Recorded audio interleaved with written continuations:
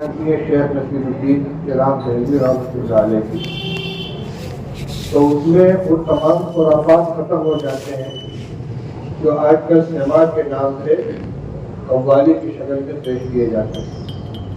آج کل لوگوں نے قوالی کا نام سیما رکھ رکھا ہے۔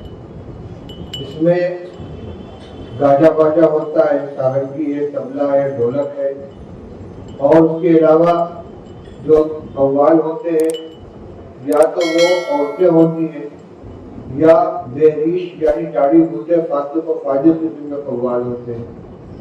یہاں حضرت نے 4 باتیں رکھی ہیں: سامع، مسمع، مسموع اور آلہ سماع۔ سامع کا مطلب یہ ہے کہ جو سماع سننے والا ہے وہ صاحب دل ہو،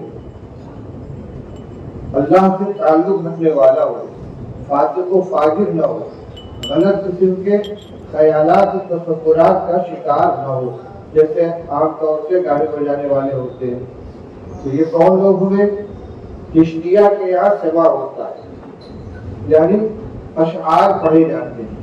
تو ایک تو جو سامع ہے وہ عورت نہ ہو، پہلی لڑکا نہ ہو، نہیں، سامع تو وہ ہو کہ جو صاحب دل ہے، یعنی اللہ کی معرفت رکھنے والا، اللہ کا ڈرنے والا، نیک اور پاکیزہ۔ اس میں سماع کرنے والا، سنانے والا، وہ کوئی عورت نہ ہو، بہریش لڑکا نہ ہو، تاکہ اسے کسی قسم کی شہوت پیدا نہ ہو۔ اب بہریش لڑکا نہ ہوگا اور دیندار ہوگا تو کون ہوگا؟ گاڑی والا کوئی ہوگا، اشعار پڑھے گا۔ اور مسموع جو کلام پڑھا جائے وہ فواحش و منکرات پر مشتمل نہ ہو، گندے قسم کے الفاظ نہ ہو، گندے قسم کے مضامین نہ ہو، بلکہ معرفت کے اشعار ہو، حمد ہو، نعت ہو یا تصوف کے مضامین ہو۔ اور آلہ سماع کا مطلب کیا ہوا کہ یہ گاجا باجا، سارنگی، طبلہ وغیرہ وہاں پڑھنا ہو۔ اب ان سب چیزوں کو اگر سامنے رکھا جائے تو سماع کا مطلب صرف اتنا ہوتا ہے کہ کوئی شخص جو متدین ہو اچھے قسم کے اشعار خوش الحانی کے ساتھ پڑھے، یہی اصل میں سماع ہے۔